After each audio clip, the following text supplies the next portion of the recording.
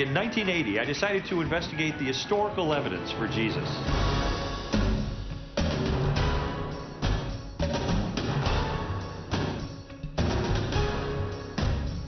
After 21 months of research, I came to the conclusion that Jesus is the unique Son of God and that Christianity is true.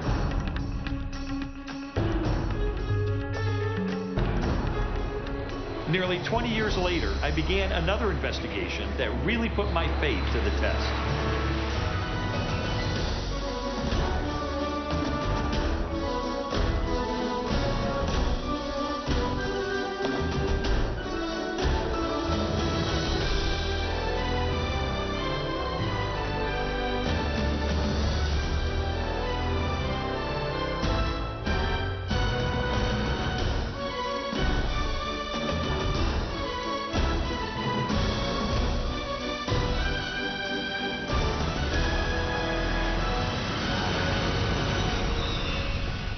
After I became a Christian in 1981, I realized pretty quickly that even though this was the most important decision I'd ever made, it was only the first step in a long spiritual journey. I mean, I was excited about my new faith, and I had this picture of it just growing progressively stronger and stronger. But I discovered that the Christian life isn't always a smooth road. In fact, at times it can be more like a minefield, loaded with many of the same objections and doubts that I had when I was a skeptic. And these doubts are inevitable. I mean, to some degree, we're all going to have them. The question is, how will they affect us when they hit? Are we drawn closer to God through the experience, or are we pushed away by uncertainty and confusion?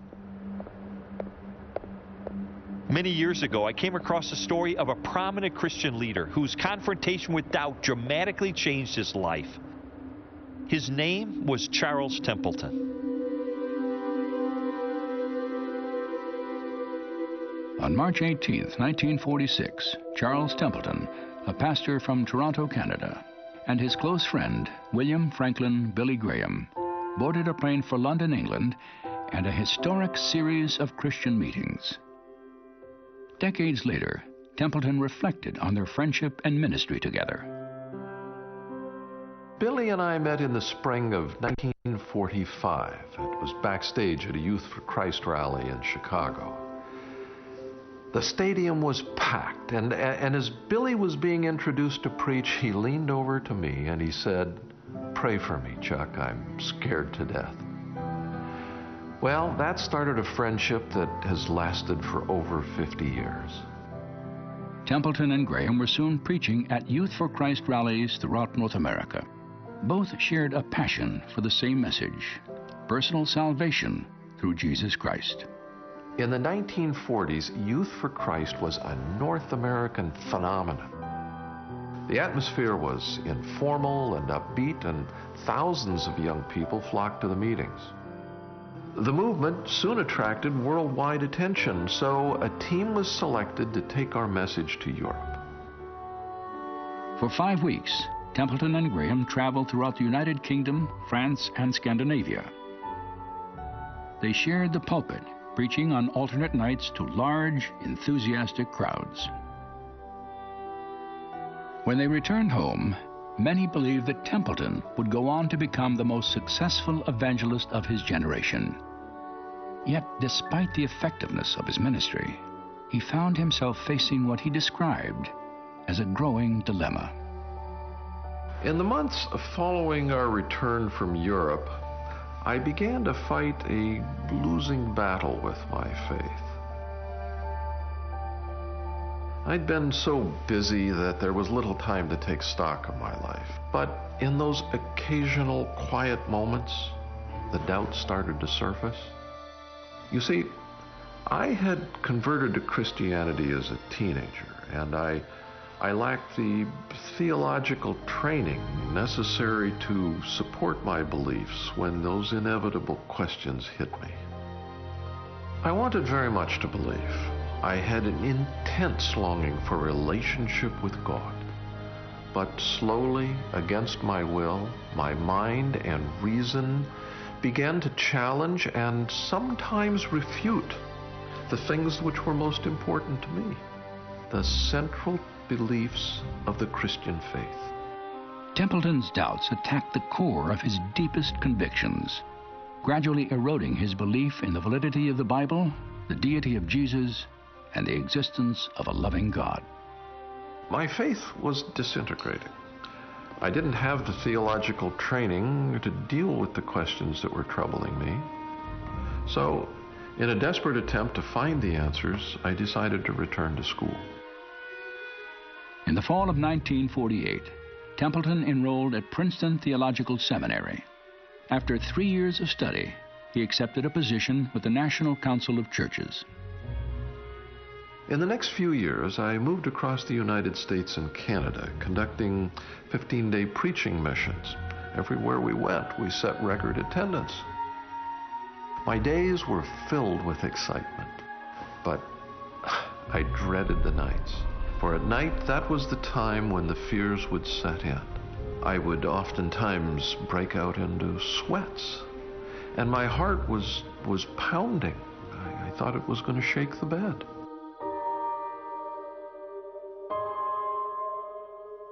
I had to ask myself, what right do I have to stand before thousands of people and try to convince them of something that I no longer believe? It was a reprehensible thing to do. So I had to stop. I had no possessions except a car and $600 in cash. And I would be cutting myself off from all of the wonderful friends that I had made in those years in the ministry. I felt like I was betraying all of them. But in the end, there was no real choice.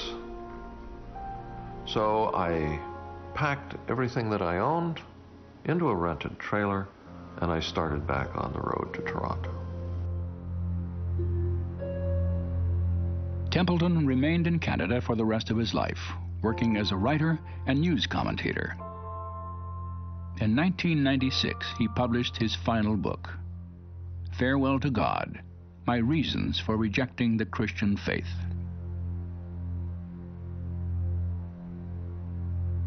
What happened to Charles Templeton?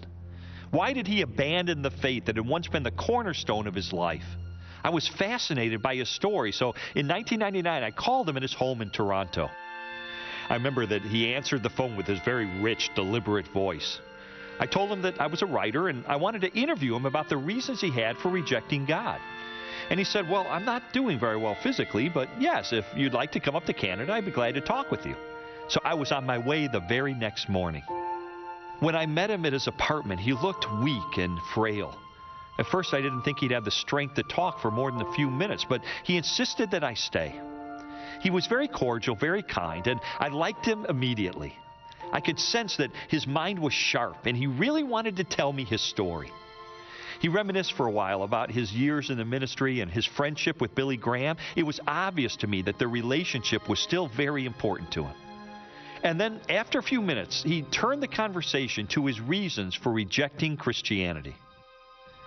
He described several common objections, and he had a long list.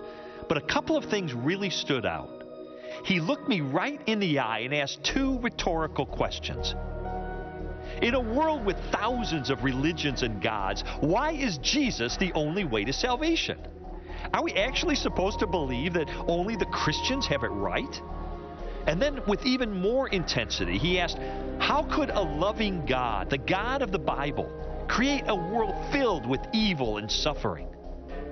He wasn't looking for a response. He just wanted me to understand these issues that had troubled him for almost 50 years. We talked for another hour, and then I said goodbye. As I drove back to Chicago, I thought about his story all the way home. He was on his way to becoming one of the greatest evangelists of the 20th century, but his faith was destroyed by doubts that I'd struggle with myself. I wish I could have given him some satisfying answers. I really wanted to help him. And I also wanted to know that my own faith could stand up to the tough questions that had ruined his. You know, I think that's the moment I decided to launch another investigation. During during the next 6 months, I traveled thousands of miles to interview scholars and theologians and ministry leaders who had confronted two of Templeton's major objections to Christianity. Why is Jesus the only way to God? And how can a loving God allow evil and suffering? When I left for my first interview, I remember feeling a little bit apprehensive. These were questions almost everyone faces at some point in life. And the answers aren't only difficult and controversial, they're also crucial to our perception of God.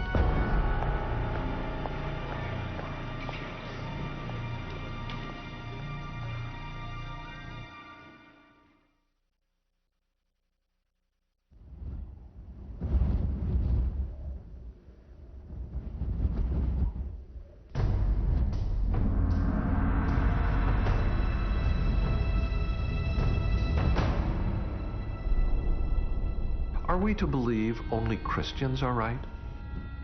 After all, Christians have the audacity to say that there is only one God, theirs, and that the gods of every other people on earth are spurious.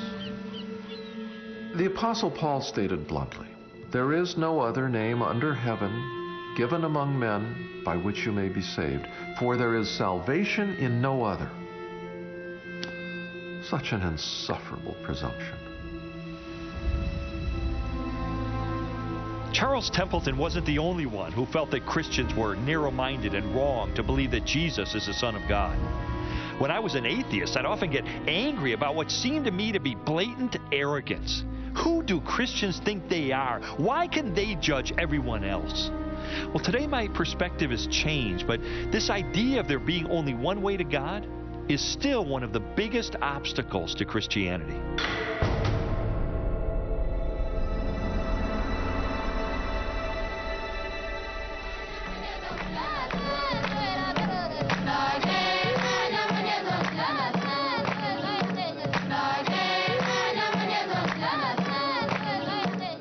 More than 2 billion people, about 1/3 of the world's total population, identify themselves as followers of Jesus Christ.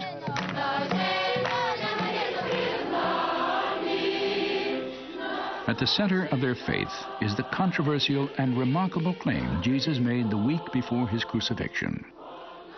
"I am the way, the truth, and the life. No one comes to the Father but through me." I am the way, the truth, and the life. What was he saying? He really was saying there's only one way to the Father. No man comes to the Father but through me. Now, he doesn't say this in a vacuum. It isn't like this is something he just dreamt up there at the Last Supper. This is something that he's been saying in many different ways all the way through his ministry. The truth of the matter is that before Jesus came along, no one was claiming to be the exclusive manifestation of God on earth. This was not only a shocking claim, it was a scandalous claim, and early Jews were not expecting it. You know, it's not a surprise to me that Jesus got himself crucified. What's a surprise to me is that he lasted for 3 years in public ministry before that happened, making the kind of claims that he was making.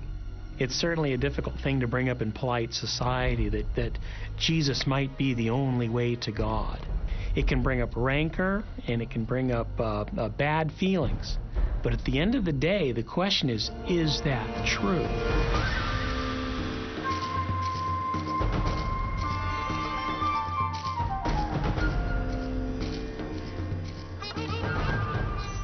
Today, Jesus' claim to be the exclusive path to God is often challenged by the assumption that all religions teach basically the same thing.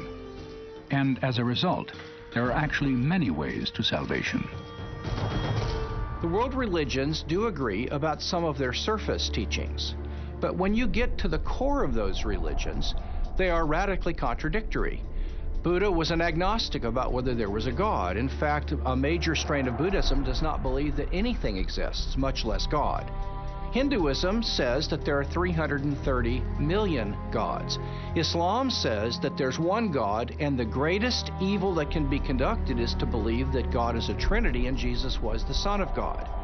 For Christians, that is the most important claim. Now, they can't all be right. They could all be wrong, but they can't all be right because they contradict one another. I mean, think about it. Christians say that Jesus is the Messiah. Jews say that he's not.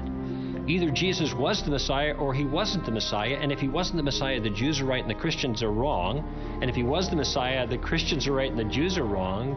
But under no circumstance can they both be right. As one person put it, all religions are basically the same, except for the area of God and salvation and the problem of man and the afterlife and that kind of stuff. It turns out on the big issues, they're very, very different. They can't all be true.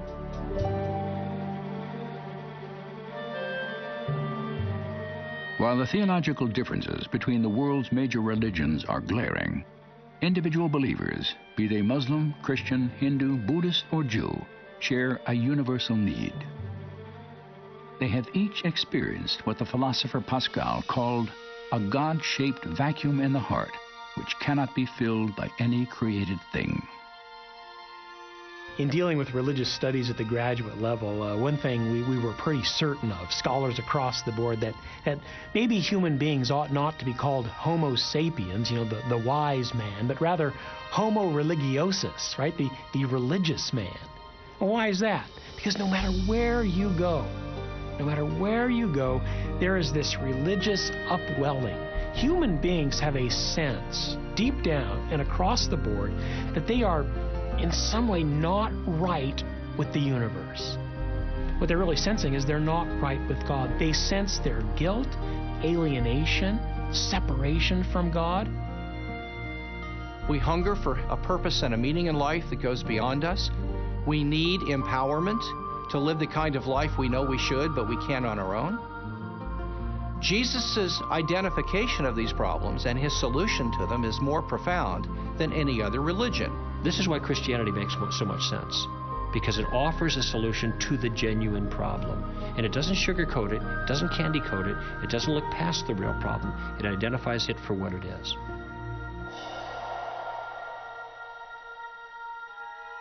It is written, "There is no one righteous, not even one. All have turned away. They have together become worthless. For all have sinned and fall short of the glory of God." Throughout my research, I was struck by how clearly the Bible identifies humanity's most fundamental spiritual need. We're all separated from God by our sin because He's perfect and pure and holy, and we're not. None of us has lived up to our own standard of morality, much less to God's, which is infinitely higher. And because the justice of God is also perfect, this separation should have lasted for eternity. But there's hope.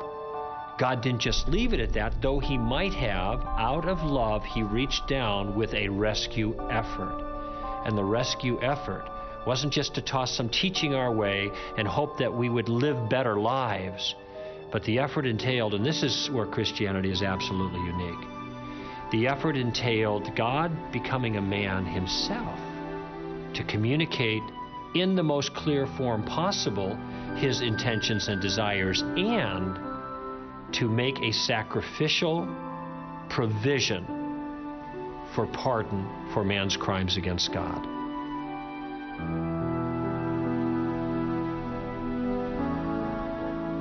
Jesus is the one mediator between God and human beings that can be man standing in the presence of God and can be God standing in the presence of human beings. He's the only God-man. He's the only God-man who can fulfill that role of bringing rapprochement, reconciliation, healing to the broken and severed relationship between God and human beings.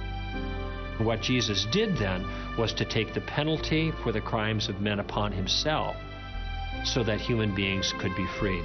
He took the rap for their crimes against God. Not only does God come down to reach out to man, but He gives him a free pardon of his crimes. The solution to the problem is not in making man better. Okay, let's make up for past deeds gone bad. Now, that isn't going to work. The solution is grace.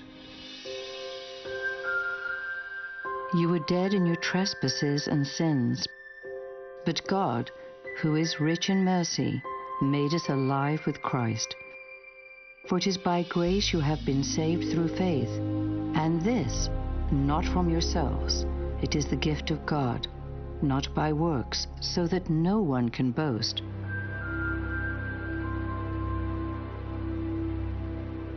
Among the world's religions, the Christian doctrine of grace is absolutely unique. You see, grace means that there's nothing we can do ourselves that qualifies us for salvation. Outstanding moral behavior or a lifetime of good works, they're not going to get the job done. That's because God's forgiveness is a gift that we can never deserve and we can never earn. The grace of God is a way of referring to the fact that when God loves us, when God does good things to us, when God sends Jesus Christ into the world, when God gives us His Spirit, this isn't as a reward for something that we have earned. It isn't because we have twisted God's arm. It is simply because God loves us, and He loves us lavishly, and He wants to make that lavish love a present reality in our lives.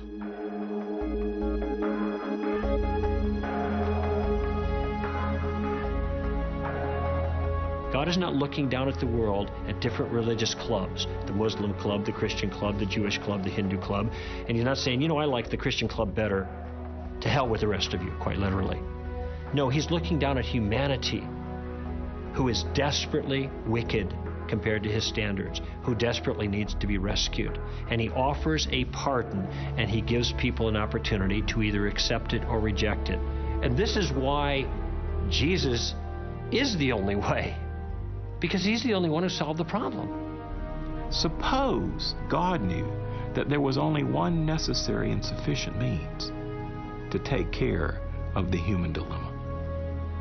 That would be sending His only begotten Son. Well, if there's only one sufficient means, please don't send me the pretenders. And if there's only one necessary means, we don't need any other ones. Why would God want to send 1,500 avatars or savior figures, none of which can completely do the job? What's the point of that when He can send His Son and it's accomplished in one person at one time through one set of events once for all? And that's the essence of why Jesus is the only way. He's the only sufficient and necessary means by which we may be saved.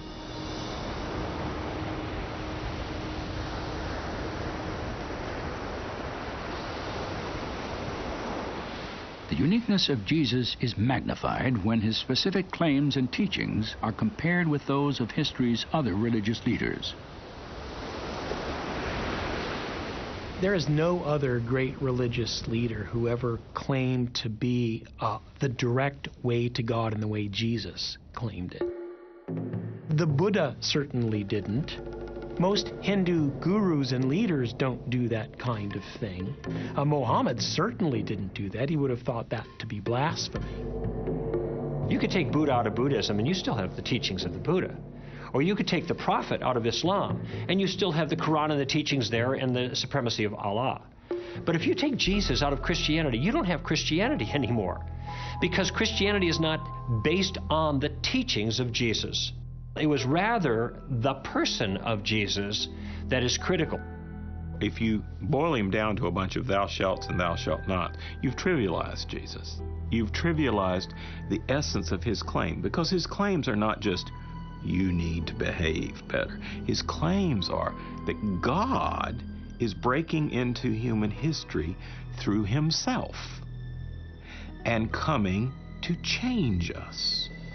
The gospel, the good news, is that the kingdom of God, the divine saving activity of God, is at hand in the person of Jesus, and you'd better pay attention, because if you don't, all of the ethical teaching of Jesus is not going to do you a whit of good. You have to respond to the good news about Jesus who's come into this world. In his classic book, Mere Christianity, C.S. Lewis explored the identity of Jesus and the popular opinion that while He was a great moral teacher, we cannot accept His claim to be God. A man who was merely a man and said the sort of things Jesus said would not be a great moral teacher. He would either be a lunatic or else he would be the devil of hell. Either this man was and is the Son of God, or else a madman, or something worse. You can shut him up for a fool. You can kill him as a demon. Or you can fall at his feet and call him Lord and God. But let us not come with any patronizing nonsense about his being a great human teacher. He has not left that open to us. He did not intend to. When someone says Jesus was just a great moral teacher, that's rather like saying, Mozart wrote some rather pretty tunes. Just say, well, yes, he did write some pretty tunes, but if that's all you can hear in his music, then you need to sit down and learn what those symphonies are really all about. And saying Jesus is just a great moral teacher is a way of disinfecting him, of saying we can have him on our terms rather than on his terms. And actually, Jesus is not easy to grasp if you do it like that. That's like saying the only bit of the Mozart symphony that I'm actually going to think about is the bit that I can whistle on my way home from the pub. Well, best of luck.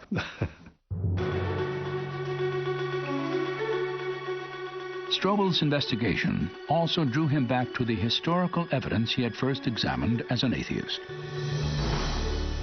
Ancient documents and biographies that confirm the events of Jesus' life and the claims he made to deity. The 4 New Testament Gospels leave no doubt that Jesus believed he was the only way to God. So the issue is, can we believe Jesus? This is where his credentials become so important. And there's a wealth of historical evidence that I've studied for almost 30 years. We've got older documentation and earlier eyewitness accounts of Jesus' life than we have for any other religious leader of antiquity. In addition, we have hundreds of years of scholarship that upholds the validity of the Gospels. Unlike anyone else in history, Jesus fulfilled dozens of prophecies, including the location of his birth, key events of his ministry, and the details of his execution. And each of these prophecies was first written in the Hebrew Scriptures centuries before he was born. Jesus also performed miracles, often in front of his enemies and skeptics, that demonstrated his supernatural power over nature, disease, and death. And if all that wasn't enough, he was resurrected from the dead in an historical event that was confirmed by more than 500 witnesses. You have to remember that the early followers of Jesus gave their lives, they went to martyrs' deaths, not because of sincere belief they held, and about which they could be sincerely wrong. No, they went to martyrs' deaths because something they actually saw with their own eyes and touched with their own hands.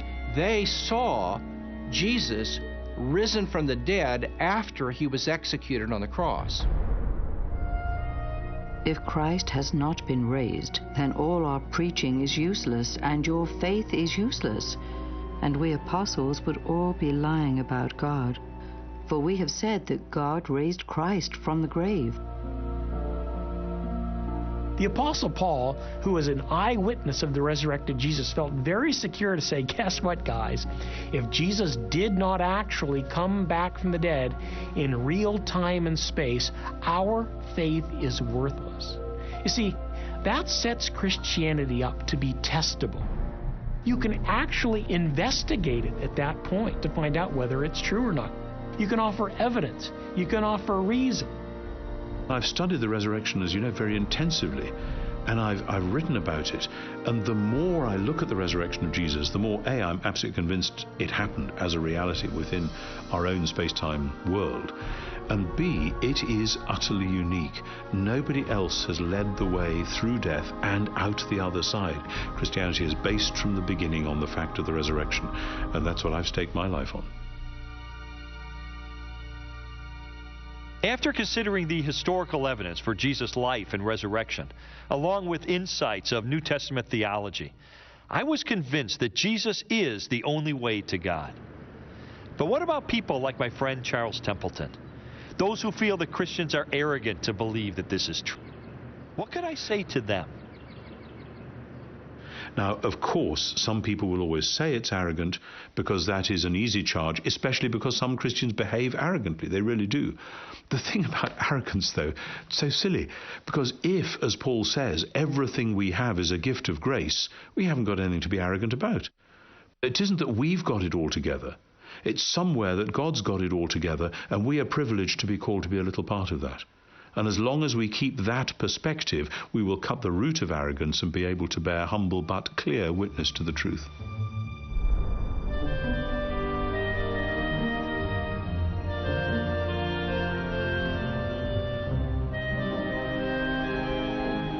Christianity has been defined as one beggar telling another beggar where to find bread. And I think that's a wonderful illustration. We were sinners living in rebellion against God, and we found forgiveness and grace through Jesus Christ. And we just want to pass this truth on to the rest of the world. The way to any truth is often narrow and specific. And because of his sinless life and divine nature, Jesus is the only one qualified to pay the penalty for our sin. He alone can reconcile us to God. And that's why when Jesus said, "I'm the way, the truth, and the life. No one comes to the Father but through me," we can trust him with confidence and with humble and grateful hearts.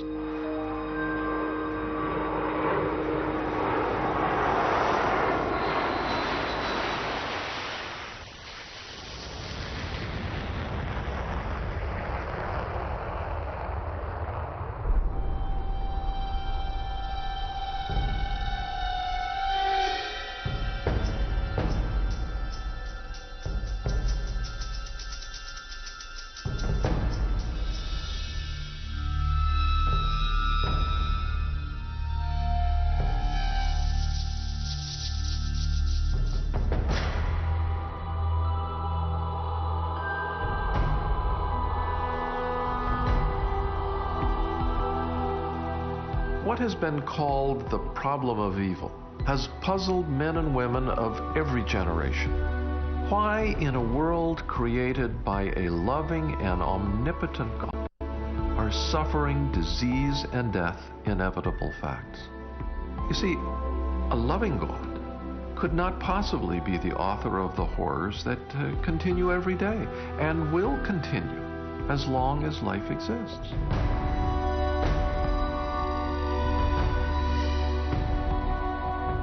It's an inconceivable tale of suffering and death. And because it's a fact, it is obvious there cannot be a loving God.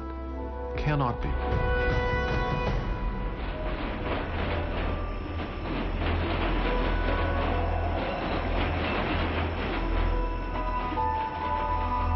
Early in my career as a journalist, I covered a lot of stories involving people who were living in extreme poverty and horrible conditions, or who'd been the victims of crime or terrible accidents. So I saw a lot of pain and suffering firsthand, and this became an issue that really resonated with me.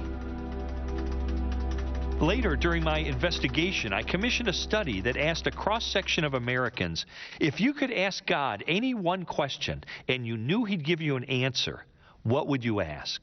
By far, the most common response was, how could there be a loving God with so much pain and suffering in the world? So I knew that this was the number one objection to the Christian faith.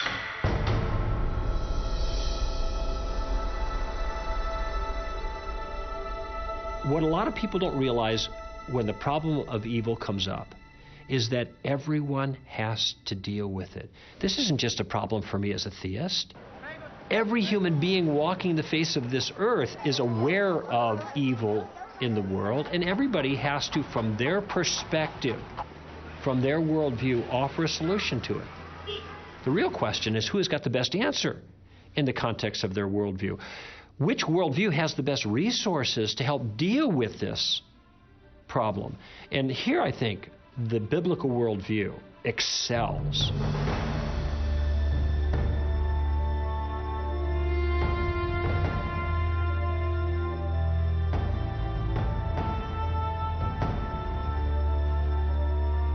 To understand the biblical view of evil and suffering, we must first consider an apparent contradiction in 5 core beliefs of Judeo-Christian theology.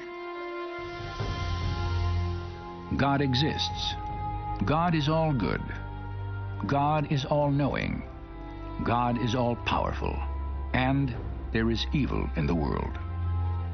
It appears that there's a conflict between God's goodness and God's power. If he was good, he'd want to get rid of all evil in the world, and if he is powerful, he'd be able to, but evil exists, and therefore he's either not good or he's not powerful. That's a pretty good argument, and I think the only way of answering it is to show that the terms are ambiguous. We don't fully understand what God or good or all-powerful or all-wise mean. We partly understand them. So we have to make some distinctions. Yours, O Lord, is the greatness and the power and the glory and the majesty and the splendor. For everything in heaven and earth is yours. You are exalted as head over all. There's a lot of confusion about what it means to say God is all-powerful. Many people think that means God can do anything. But the Bible is very clear that there are a lot of things God can't do. For example, the Bible teaches that God cannot swear by a name greater than himself. The Bible teaches that God cannot lie. It isn't that God just chooses not to lie, it's that he can't lie. C.S. Lewis once said, "Can a mortal ask questions that God finds unanswerable?" And he said, yeah, quite easily. Is yellow square or round? And how many hours are there in a mile? And if you extend that a bit, yes, God can't make a square circle. So there are all sorts of things that God can't do because they'd be illogical or nonsensical. So when we talk about God being omnipotent, what we mean is God can do anything power can do, but we don't mean God can violate the laws of logic and do something contradictory. God's power and the existence of evil are prevailing themes in the opening chapters of Genesis. In the beginning, God created the heavens and the earth. And God saw all that he had made, and it was very good.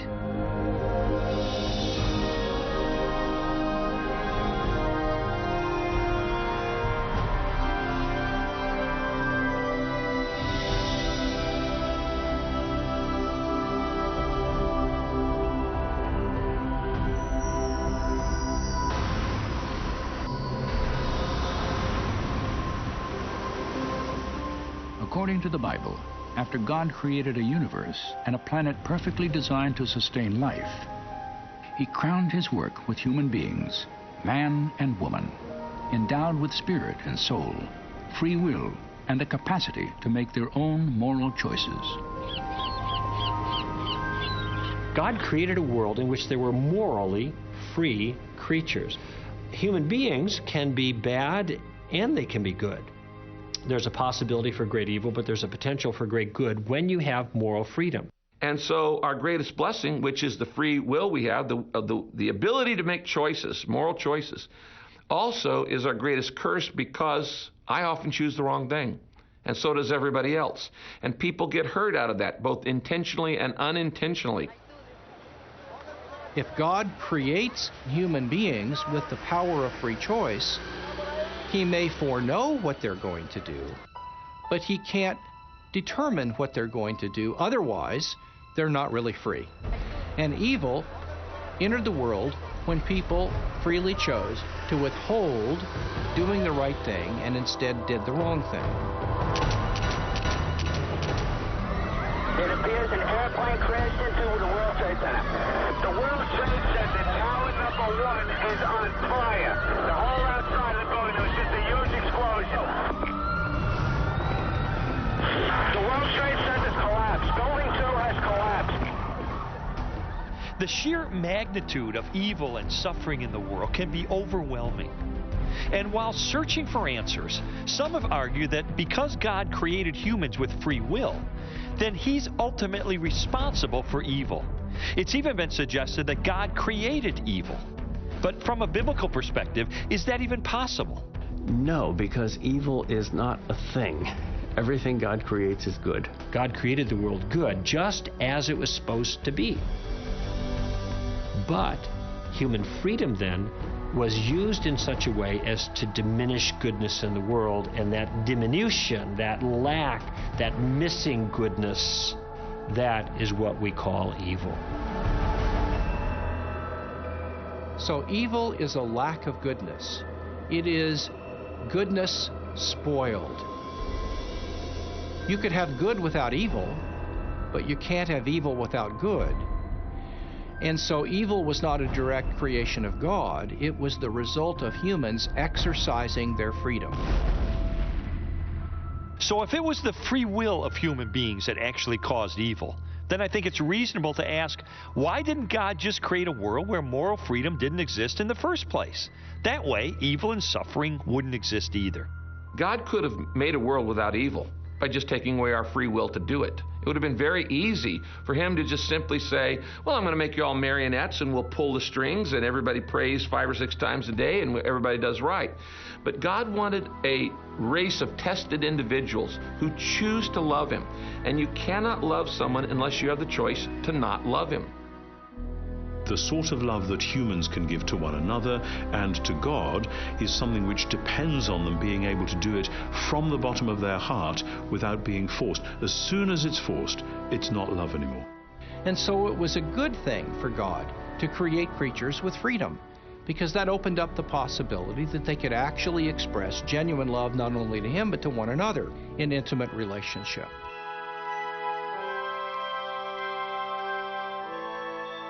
1600 years ago, St. Augustine wrote, "Since God is the highest good, he would not allow any evil to exist in his works unless his omnipotence and goodness were such as to bring good even out of evil." Theologians and scholars have long pondered and debated this question. Does a loving God use evil and suffering to accomplish a greater good? I don't know why suffering can't be compatible with God's love. People have this idea that real love rescues from all pain. I ask people when they raise that issue, I say, are you a parent? Do you have children? Do you feel that your love for your children requires you to rescue them from every bit of pain? Have you never let them struggle through a difficult thing on purpose for a good reason? Of course there's an impulse to rescue our kids. We don't want them to suffer egregiously. But there are times when we know that it's appropriate to let them suffer in the circumstances for their own good, because a greater good is in view. And we have clues in our own lives. I think almost all of us can look back at some suffering in our past life and say, while I was in this, I didn't understand why God allowed it. And it was a real threat to my faith. And now that I see that it made me stronger, I do understand it.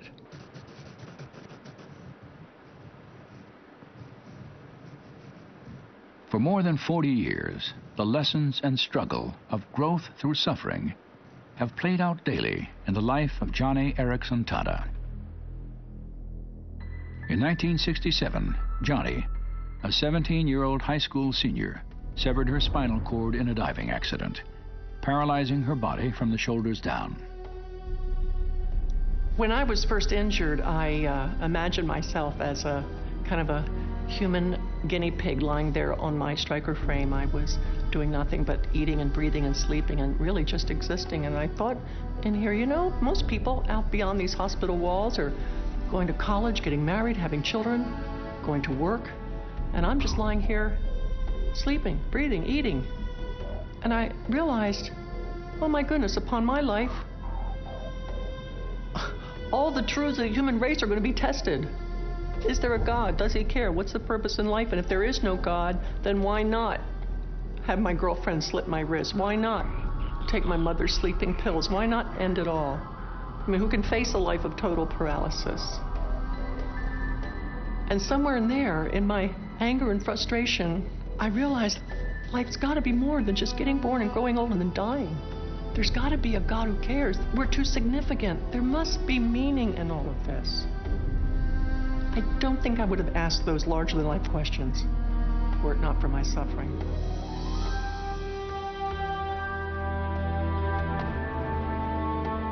In the decades following her accident, Johnny's life has been marked by extraordinary accomplishment. Through her artwork, music, books, conferences, and radio and television programs, she has inspired millions of people throughout the world. In 1979, she founded Johnny and Friends, an international ministry that has taken the love and hope of Jesus to the disabled and their families. Through it all, she has intimately known both the pain of suffering and the presence of God. There are a lot of people who think I'm a strong person, and I'm not. I am such a weak person. I wake up in the morning, and honestly, I think, oh Lord, I don't have the strength for this. I am so tired. I am so tired of this paralysis. But when I start to feel overwhelmed, I'll say, oh God, I have no strength for this day, but you do. I have no resources, but you do. May I please have your resources? May I please have your strength? I can do all things through you if you strengthen me. Please let me borrow your smile for the day. And honestly, before the morning has hardly begun, I've already got a perspective on the day. I've already got peace in my heart and a mission to accomplish. And it's because I've been pushed up against God. And God has shown me some deep things about His purpose and Himself that, for me, are so satisfying, so pleasurable.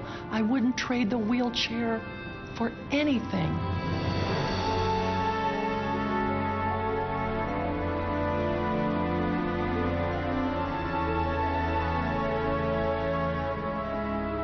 To ask why a good God would allow suffering is to ask why a good doctor would put a needle in the backside of an infant to inoculate him.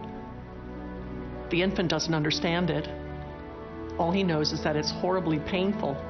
He can't understand that, in a way, this inoculation is going to prepare him for something in the future that he's not even aware of. And in the same way, God is a God of intention. He's got a purpose and meaning. And everything He puts His hand to is brimming with intention and meaning. So we can rest assured that although the purposes for suffering might be hidden from us in this present life, His reasons are always wise, they're always specific, and they're always good.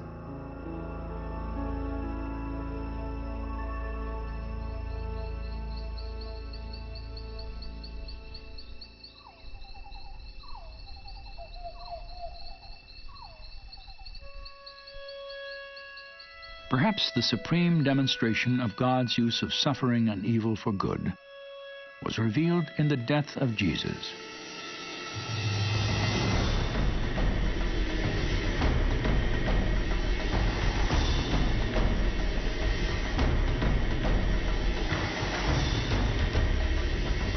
Crucifixion was invented a few centuries before Jesus. It is widely recognized as one of the most horrendous forms of death that any state could sanction against an individual. It was so horrific that Roman citizens were not permitted to be crucified. So it's no surprise that there is a build-up of the forces of evil, if you like, shrieking at Jesus, attacking Him, criticizing Him, until finally they nail Him to a cross.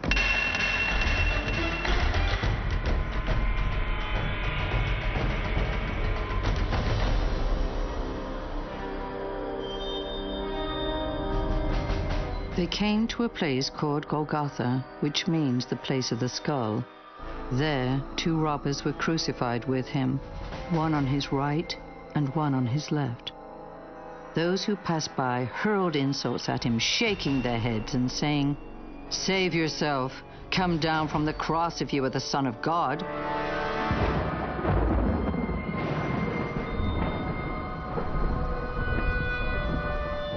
At noon, darkness fell across the whole land, and Jesus cried out in a loud voice, my God, why have you forsaken me?"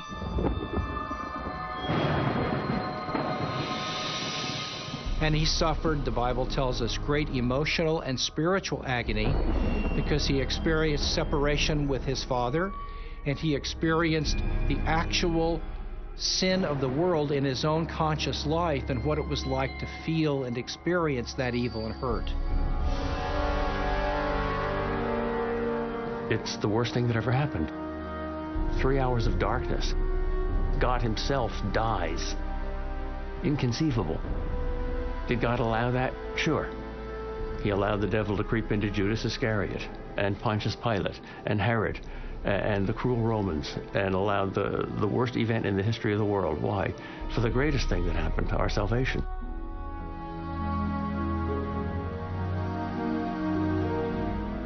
That injustice was redeemed by an all-wise, all-knowing, all-loving, all-powerful God. He could take those kinds of things and he can turn them in to the greatest goodness imaginable, the salvation that would be available only through him. And only when we see that in the light of the entire longer story do we say somehow this was how God, as it were, drew those forces of evil onto one place in order to defeat and deal with them there, in order to make a new creation, beginning with Jesus' resurrection. And that's why ultimately we have hope. So an unspeakable evil was transformed into an unspeakable good through God's wisdom. Jesus said, I am the resurrection and the life. He who believes in me will live even though he dies, and whoever lives and believes in me will never die. If it can happen on such a magnificent scale like that, if you can see in that one case how great evil can produce great good, if God lifts the curtain just a little bit so you can see behind the scenes there, it's at least possible to believe that that principle is at work everywhere. This is so spectacularly wonderful that it gives us the hope that evil will never be able to be the last word about us, that there will always be a way of finding something good, that while the evil was still evil, it can redeem it and keep it from triumphing over us.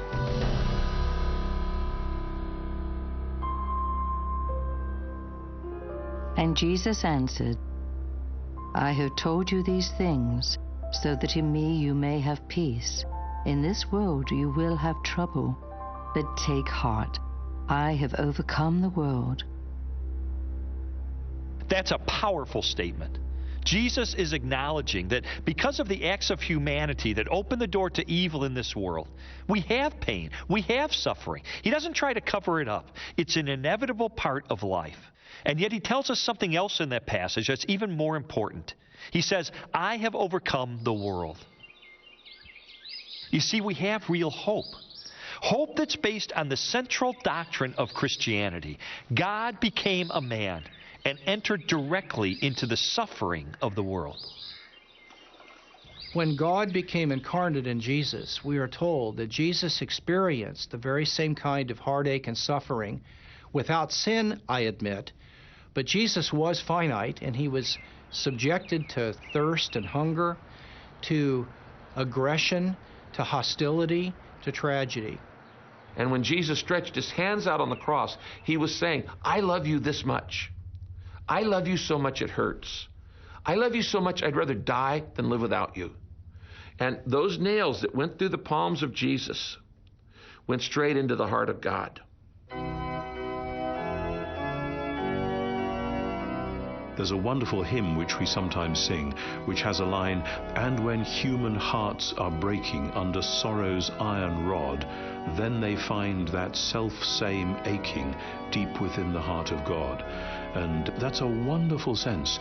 God in Christ has been here. He has taken it. He knows what it's like.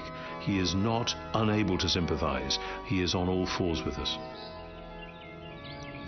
I mean, Jesus was the most God-forsaken man who ever lived, so that he might in turn tell us, I'll never leave you, I'll never forsake you. That tells me God feels, he empathizes, he cares about my pains. He felt the sting in his chest first, and that encourages me when I hurt.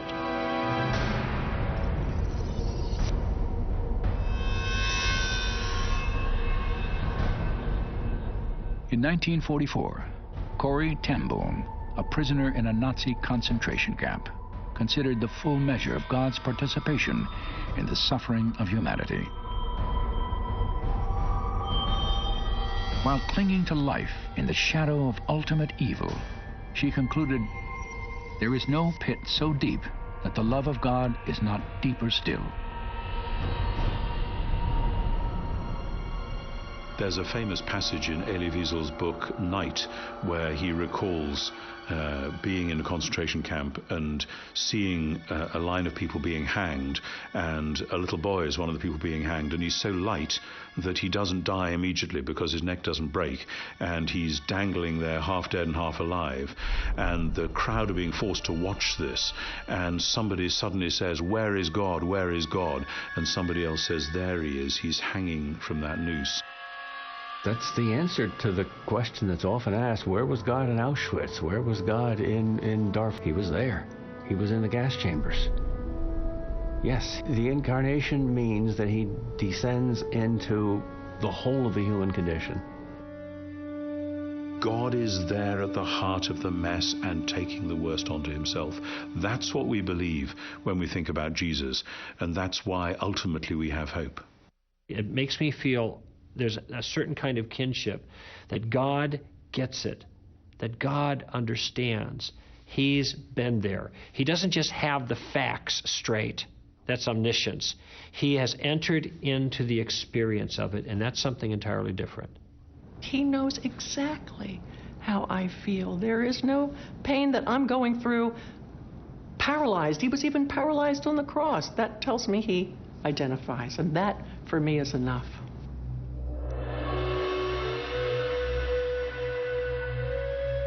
The Christian response to the problem of evil and suffering was perhaps best summarized by the Apostle Paul. 2 decades after Jesus' death and resurrection, Paul described the persecution Christians endured and the hope that sustained them as they preached the gospel throughout the first-century Roman world. We are afflicted in every way but not crushed, perplexed but not despairing, persecuted but not forsaken, struck down but not destroyed. Therefore, we do not lose heart, but though our outer man is decaying, yet our inner man is being renewed day by day. For momentary light affliction is producing for us an eternal weight of glory far beyond all comparison. He refers to these things as momentary light affliction. What, Paul, are you crazy? Momentary light affliction? Well, we understand when we read further, because he goes on to explain that these are momentary light afflictions in comparison to something else, because these afflictions, and he's very particular about his words, are producing for us an eternal weight of glory beyond all comparison. And you see, there's this subtle theme through the New Testament that helps us understand this problem of evil as followers of Christ. That God can cause all these things to work for good in our lives because we love Him, we're called according to His purpose. And these have a transforming impact on us so that when we get to heaven, we are actually different people than we would have been if we had not gone through these things. These momentary light afflictions are producing for us the eternal weight of glory. If you only lived this life 80 and then you died and that was the end of it, the kind of hostilities and hurts that we have in this life would be writ large. Their significance would be stunning indeed. But from the vantage point of life forever with God in heaven, the harms and hurts that happen to us in this life, though still real and still important, are shown to be so insignificant compared to the glories and the joys we're going to experience in the afterlife, that from the vantage point of that perspective, they are well worth it.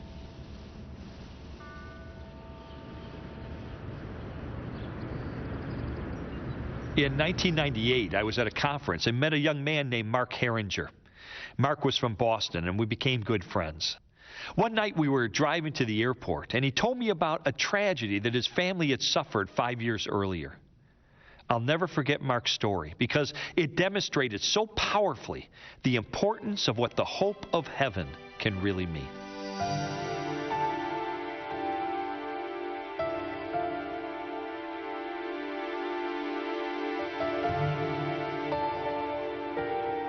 was January 16th of 1993. In Boston, it snows a lot, and so you're shoveling your driveway constantly. We had gone to the supermarket that morning, and while we were at the supermarket, it was actually snowing.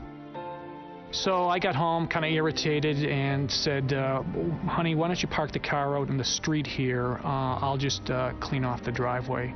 And our two kids were with us, our son, 3 years old, and our daughter, Lauren, who was 18 months old. I jumped out of the car, got a shovel, the kids jumped out with me, and I asked my wife to move the car to a easier spot for us to clean out the driveway, and she did, and she said, make sure you keep an eye on the kids.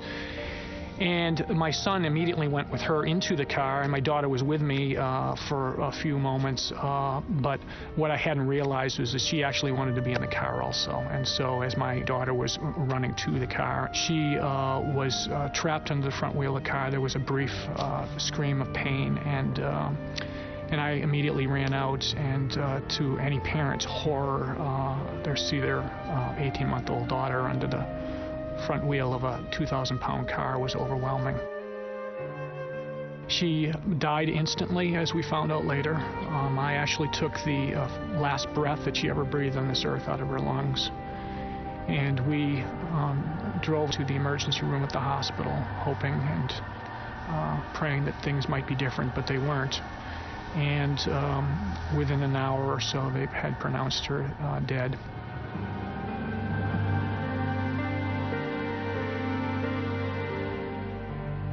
I was very angry at God. I didn't know why he would choose me. And my mind would race and think, what is this all about? Where am I going? What does this all mean? Do I take my life? Do I go through a divorce? We had a 97% failure rate within the first 2 years when there's a death of a child and the parental involvement. What would that mean? Would that bring some closure to that? What would be a life of anger and despair at God? Those options are not good ends. The struggle during our pain here was I had to make a decision. Am I going to accept or reject this situation that I'm in based on not knowing the end game, or not knowing all the answers? I was given a Bible, my very first Bible, on Christmas 3 weeks before the accident. And that Bible was to become the thing that kept me alive. There were drugs and various things that people gave us to try to calm us down during this difficult few weeks, but it was actually holding the Bible and reading it was the thing that actually comforted me the most. I actually slept with my Bible for about 9 months every night. What I was struggling for was the reality of Jesus, the reality of somebody who knew suffering, who was going to be there, who had experienced this himself.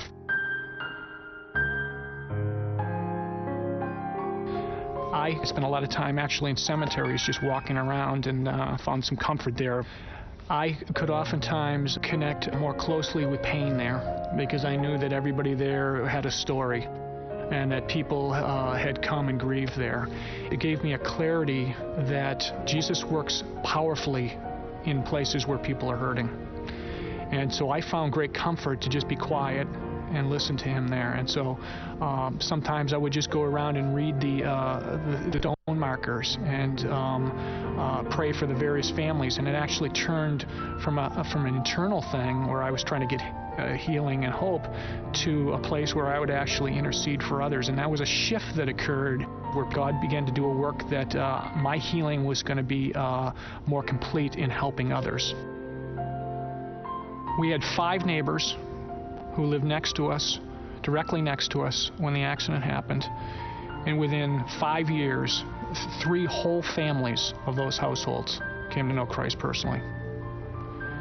And when I think back on where we were and how God used that, I said, that doesn't make it all right. That doesn't make it good. That doesn't make my pain go away. But it does tell me that God is bringing some good out of this, that there'll be some eternal good that comes out of her life and death. Your answer at this tough time is you are naked, you are stripped down raw. You have to make a decision. Which road are you going to take? Where are you going to go in your faith? And I think evil and suffering drive us to those points where we have to make those naked decisions. We have to make those raw decisions that give us nowhere out, nothing to hold on to. We're just there before Him. And that's what real faith, I think, is. Not knowing the future, but understanding enough now to make a decision that will change the future in our lives. If I look at it through my own experience, I think I would drive it to the point to say that God is in control of all things, and nothing is beyond His reach, nothing is beyond His ability to control. The joy is knowing that this is just temporary, that there's something much more.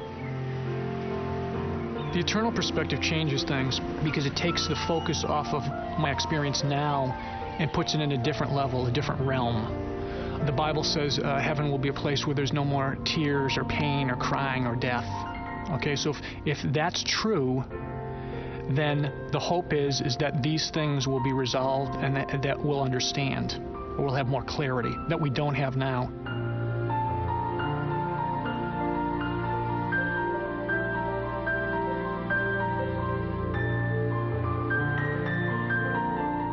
The greatest hope is that one day I'll walk with her in heaven. She'll be perfect. And I'll be full of joy. And this life will have made a lot more sense. Because sometimes it doesn't. But I have that hope.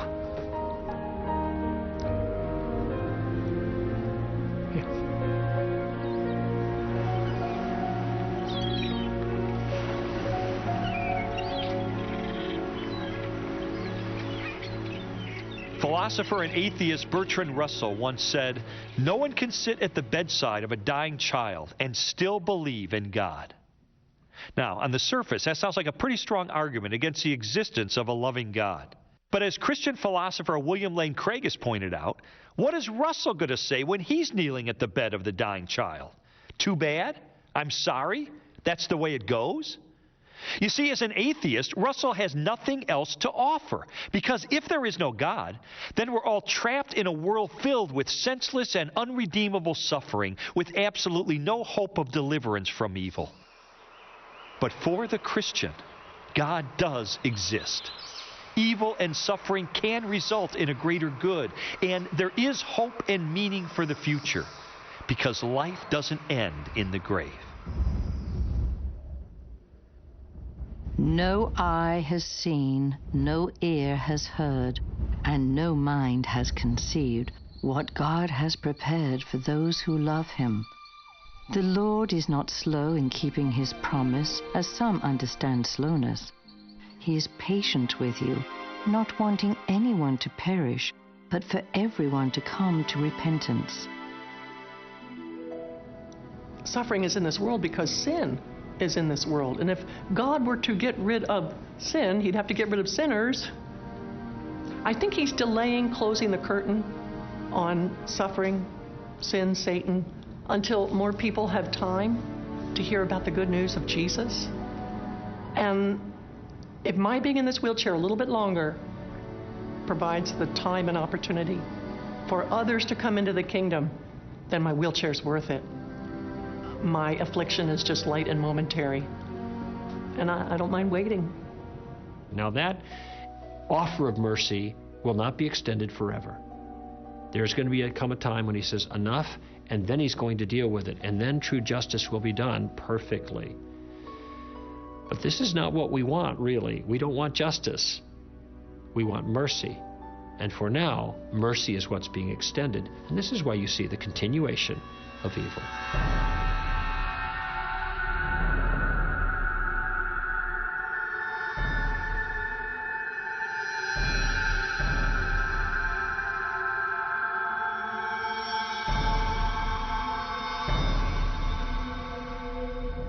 There is so much we don't know about evil, pain, and suffering that many times I think we're people groping in the dark trying to make sense out of it. But God gives us enough to see, to help us to keep on going, and to redeem the pain and suffering we have so it doesn't defeat us. If all I was looking at for the evidence of God was just the problem of evil, sure, I'd say, gee, that's a no-brainer. There is no God. He would never allow these kinds of things. But when I see all the other evidence in other areas for the existence of God and for a good God and a loving God, a God that cares about his creation, who's involved in his creation, well, then that helps put this particular question a little bit more into perspective. But I'll be the first one to admit it's emotionally difficult. I think most Christians go through a sense of deep puzzlement, which can come sometimes once in somebody's life, sometimes 1,000 times in somebody's life, of I really thought God was going to enable such and such to happen, and it hasn't happened. And so, yes, we can have huge disappointments, but the God to whom we go back and on whose door we beat and we say, what on earth is going on here, is the God who says, remember what I have been through. Remember the story of my son. One of the worst things that was ever done in the world was done to the best man that ever walked on the earth. So again, when we put it into the light of Jesus and what happened to him, do bad things happen to good people? What's it all about? It's very strange, but somehow God holds that within his purpose and will bring good out of it and through it. Sometimes when we suffer, we're just hoping somebody will give us the formula, how to fix it. What's the step 1, 2, 3, 4, A, B, C, D? Show me what to do. I'll do it. And God blows all that to smithereens. He lobs a hand grenade into the middle of it all and explodes it. He won't let us approach suffering with our own agenda. We've got to come to him empty-handed. Blessed are the poor in spirit. I don't have the answers, God. And when we come to him like that, completely defenseless, and approaching him without a technical, fix-it, mechanistic approach to life, okay, I've got the formula, I know the answers, then we find God to be the answer. We can face anything if we know God is there in the midst of it all.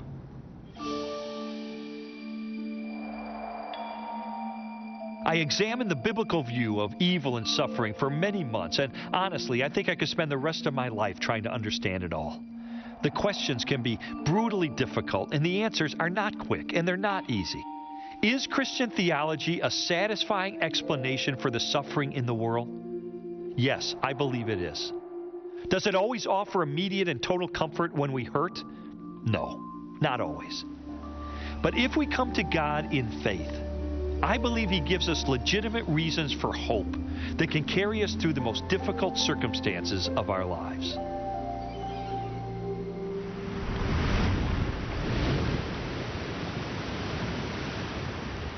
How could a loving God allow evil and suffering? And why would he offer only a single pathway to salvation? They are demanding questions of undeniable significance. And for many, the answers are found in the life of a carpenter from Nazareth who calmed the seas and died to redeem the world from its sin. But for some, there are no satisfying explanations, only doubts and objections to the Christian faith. There's a profound sense of loss when anyone abandons a belief system they've held since childhood. I was a teenager when I became a Christian, and I wasn't equipped to challenge the ideas of my friends and mentors. At first, I accepted the beliefs of the people around me. But slowly and against my will, my doubts deepened until my faith languished and died. Those years of indecision were the most troubling and trying of my life. I found myself rethinking the story of Jesus of Nazareth, and for all its intrinsic fascination, it just wasn't the same. It was as if someone I loved had died. You grieve the loss because no one in history has touched the hearts of men and women the way Jesus did. He had the highest moral standard and the greatest compassion of any person I've ever heard of, and his wisdom was unsurpassed. Everything good and decent and pure that I know, I learned from Jesus. And if I may put it this way, I miss him.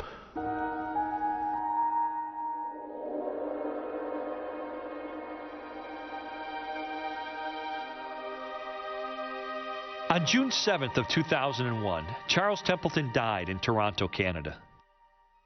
For me, the news brought back strong memories of his life and his struggle with Christianity, especially his objections to the existence of evil and Jesus' claim to be God. A year before his passing, I completed the manuscript of my book, The Case for Faith. I sent him a copy and included a letter wishing him well and encouraging him to keep an open mind toward the evidence for Jesus. I knew his doubts were heartfelt and not easy to reconcile, but I believe God could give him satisfying answers and that ultimately Christianity could stand up to his toughest objections. Before I sealed the envelope, I added a postscript, a promise from Scripture that had helped me when I'd struggle with doubts of my own. I wrote, "Chuck, I hope you'll take to heart the words of Proverbs 2. If you scream for insight and call loudly for understanding, if you search it out as you would him to you, then the Lord will be awesome to you, and you will come into possession of the knowledge of God."